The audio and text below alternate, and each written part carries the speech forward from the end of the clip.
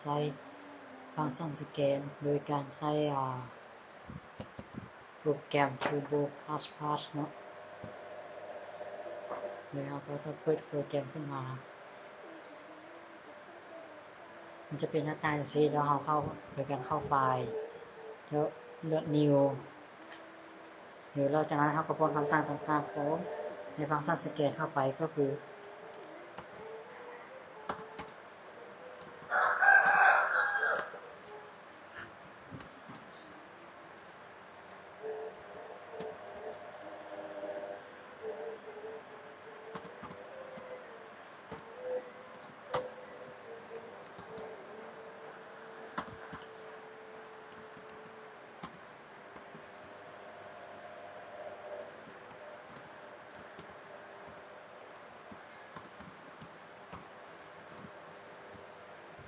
คำสั่งตัวนี้เป็นภาคส่วนหัวเนาะ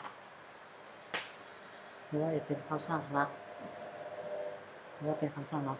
แบบนี้ทีนี้เราจะมาคำสั่งเป็นฟังก์ชันหลักของฟังก์ชันสแกนเนาะ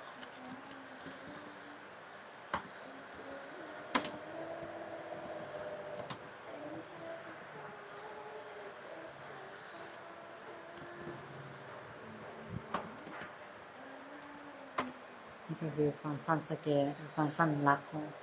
ฟังก์ชันสแกน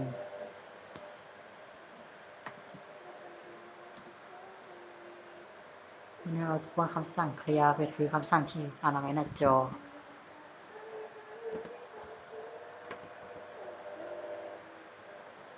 สั่งอ่านเอาไว้หน้าจอ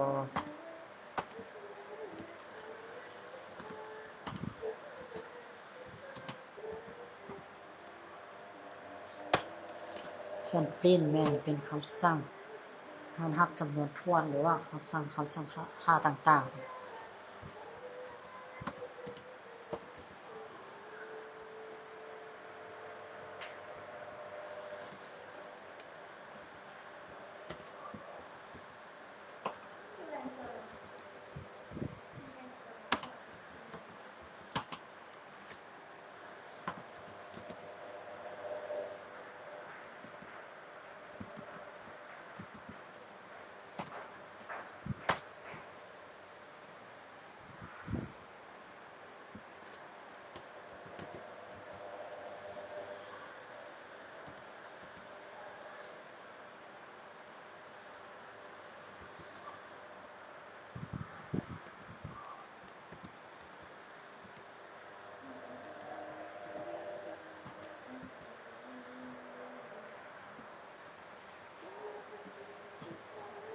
ส่วนคำสั่ง Grace เ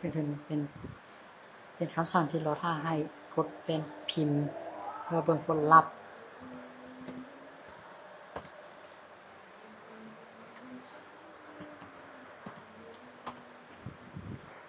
คือว่าคำสั่งต่างๆคือว่าหมดส่วนนี้เนาะคือว่าเวลานี้เราจะเราป้อนคำสั่งต่างๆผมสำเร็จแล้วเราก็เข้าทำการเซฟโดยการเข้าไฟล์แล้วเลือกคำว่าเซฟแล้วก็เขียนชื่อตามที่เราถนัดหรือว่าเราจะชื่อได้ง่ายเนาะ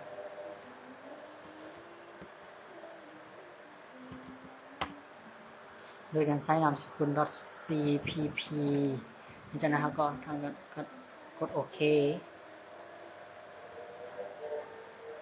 เราจะรู้ว่าเราเขียนถูกบ่หรือว่าผิดโดยการเข้าคอมไพล์เบิ่งแสดงว่าเราสังเกตเบิ่งคำว่า error ถ้าหากว่ามันบ่แม่นถ้าหากมันเป็น00แสดงว่าเราเขียนถูกแต่ว่าถ้าหากว่ามันเป็นเลข1บ่หรือว่า2นะแสดงว่าเราเขียนผิดถ้าต้องได้ไปแก้ไขเนาะ